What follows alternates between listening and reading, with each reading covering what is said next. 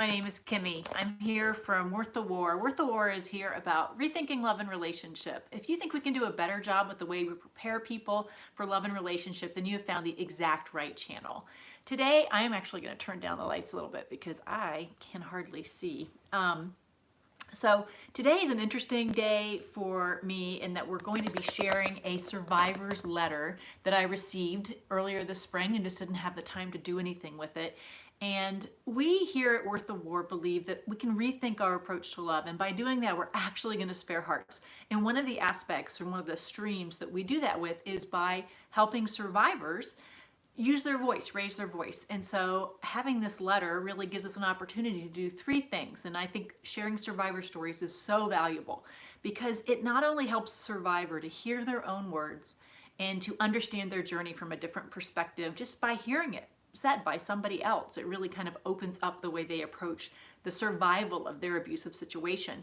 It also breaks the ground for people who are in unhealthy or abusive relationships that really have not allowed themselves to understand that. And by hearing the examples that people share within their survivor stories, and I am careful, we don't do a ton of triggering things so that you're safe to listen to the story to the degree that we won't go into detail on what the abuse actually was.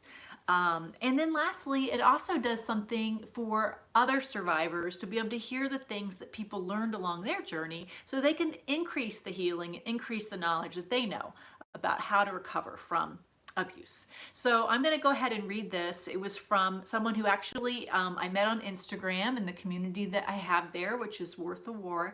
And this darling person also has an account, but not in the relationship space. So what I find is a lot of the people who will follow WorththeWar are in all different kinds of spaces. They might be in more lifestyle. They might do more food and cooking. They might do more, about raising children and other things. But sadly, one of the things that bonds most of the people is they either love someone or they themselves had been in an abusive relationship. So let me go ahead and read this to you and just see if it doesn't help do one of those three things that I talked about.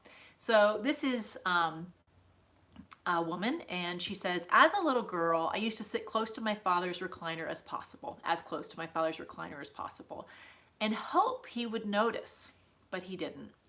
I was sexually molested twice by my stepbrother. I told my mom the first time, and she said, don't tell your dad, it will upset him. The second time I didn't tell anyone. I spent the majority of my life in unhealthy relationships with men. That's been emotional abuse, physical abuse, and many kinds of suffering. In between then and now, I always wanted to fix my brokenness. I knew I needed to, but I didn't know how. I read books, did the counseling, until one day it finally clicked. I awoke to the truth that I had searched for. The truth flooded me.